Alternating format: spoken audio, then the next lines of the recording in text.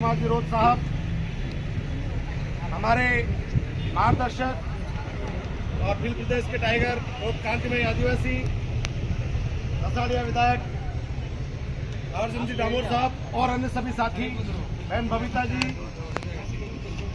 मैं सभी का भीलों की नगरी उदयपुर में हार्दिक जोहार करता हूं। यूडीए और यूआईटी विशेष तौर पर ये एक तरीका है आपको आपके जमीन से बेदखल करने का। जिस विकास की बात की जाती है वो जमीन आपकी छीनकर बड़े बड़े रियल एस्टेट की जो बड़ी बड़ी कंपनियां हैं उनको पहुंचाने का माध्यम बनाया जाता है और जहां सालों से पुरखे बसे हुए हैं उस जमीन से आपको हटा दिया जाता है। अगर आप देखेंगे तो कई दशक पहले उदयपुर के तमाम चारों ओर 80% से ज्यादा जमीनें भील आदिवासियों की थी, जो आज उनके रहने लायक जगह नहीं बची है। आप देखें तो विस्थापन का सबसे बड़ा दर्द यह आदिवासी समुदाय झेलता है।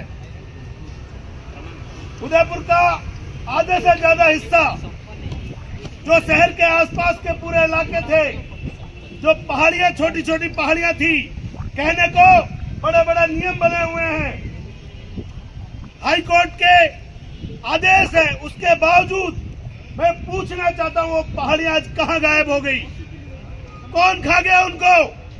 और प्रशासन के आंखों तले दिन भर उस पहाड़ियों पर बड़ी बड़ी मशीनें चलती हैं, लेकिन उस समय प्रशासन सो जाता है। लेकिन अगर शहर से दूर कहीं एक गांव में जहां सदियों से कई पीढ़ियों से एक आदिवासी बसा हुआ है, उस जमीन पे वो छोटा सा अपना केलू वाला घर बनाता है, तो ये प्रशासन वहां जाकर उसका घर तोड़ने पे आमादा हो जाता है। हाई कोर्ट के आदेशों के बावजूद उदयपुर की चारों तरफ जब कहा जाता है कि वो निर्माण निषेध क्षेत्र है, वहां पे बड़े बड़े रिसोर्ट बनाए जा रहे हैं। किसके संरक्षण से ये बड़े बड़े रिसोर्ट बनाए जा रहे हैं? मैं जिस इलाके से आता हूं, हमारे कुंभलगढ़ क्षेत्र में वन्यजीव अभ्यारण्य है। नेशनल लेवल का अभ्यारण्य होने की वजह से कहा जाता है कि वहां पर निर्माण नहीं किया जा सकते, लेकिन वन के बीचों बीच बड़े बड़े सेठों और यहाँ तक कि कुंभलगढ़ में अधिकांशतः आज तक जितने अधिकारी वहां नौकरी करके आए हैं, उनमें से 80% की अवैध होटलें वहां पर बनी हुई हैं, जिनमें ज्यादातर निषेध क्षेत्र में बनी हुई हैं। बड़े बड़े राजनेताओं की होटलें वहां बनी हुई हैं।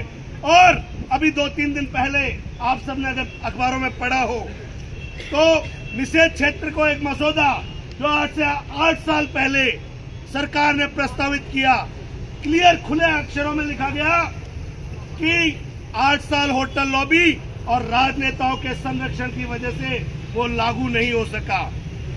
इन 8 सालों में वहां बड़े बड़े नेताओं और बड़े बड़े धन्ना सेठों के होटल बन गए और अब धीरे धीरे कह रहे हैं कि वहां पर कोई निर्माण नहीं हो सकता।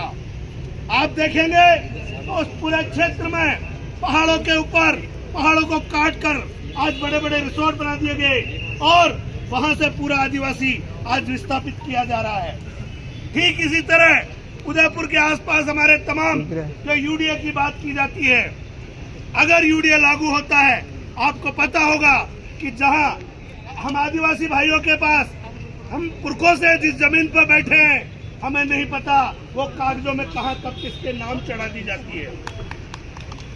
हमारा आदिवासी इतना पढ़ा लिखा नहीं है, वो ये सोचता है कि मैं मेरे पुरखों की जमीन पर बैठा हूं, लेकिन एक दिन एक अधिकारी कागज लेकर आता है और कहता है ये जमीन तो सरकार की है।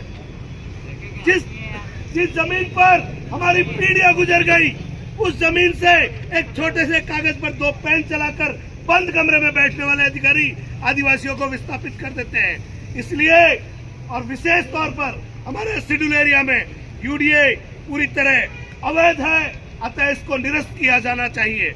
और जो यूआईटी की सीमा पहले बढ़ाई गई थी, उसको पुनः शहरी क्षेत्र जो वर्तमान में नगर निगम इलाका है उस तक सीमित किया जाना चाहिए।